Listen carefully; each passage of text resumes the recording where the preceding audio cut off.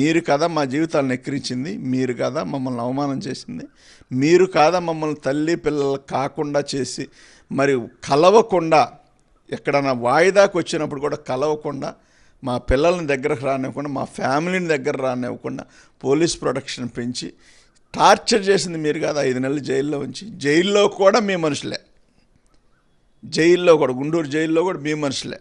మంచినీళ్ళు ఎవరు మినిమంగా బాధ్యతగా ఒక ఎక్స్ఎంపీ అని కూడా చూసిన పరిస్థితులు లేవు. అందరు ముద్దాయిలతో పాటు నన్ను చూశారు. 5 నెలలు దాదాపుగా ఒకరోజు అటు ఇటుగా 5 నెలలు భరించి బయటకు వస్తే నిన్న జరిగిన సంఘటనకి అది యాదృచ్ఛికంగా నా పక్కన వ్యక్తిని భుజం మీద చేసి నెడితే అతను వెళ్తా నాకు తగిలితే నేను వెనక్కి జరిగా. బాగా చూడండి ఒకసారి.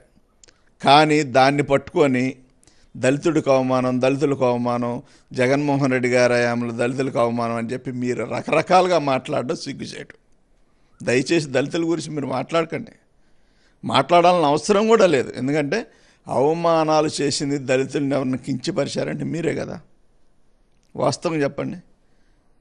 మీరు అవమానం చేసి ఇన్ని రోజులు జైల్లో పెట్టి చిత్రహింసలు పెట్టి నా కుటుంబాన్ని నేను జైల్లో ఉంటే అనుక్షణం పోలీసులు వచ్చి ఇల్లు స్వాదాలు చేసి మా అన్నయ్యని పిలిచి స్టేషన్లో కూర్చోబెట్టి ఆయన్ని హెరాస్మెంట్ చేసి మా పిల్లల్ని హెరాస్మెంట్ చేసి మా ఫ్యామిలీని హెరాస్మెంట్ చేసి అర్ధరాత్రి సెల్ఫీ వీడియోలు తీసి బయటికి పెడతామన్న వ్యక్తులపైన కంప్లైంట్ తీసుకోండి అంటే తీసుకొని మీరు వాళ్ళ దళితుడికి అన్న అవమానం, దళితులకు అన్యాయం జరిగిందని చెప్పి మాట్లాడటం చాలా సిగ్గుగా అనిపిస్తూ ఉంది నాకైతే.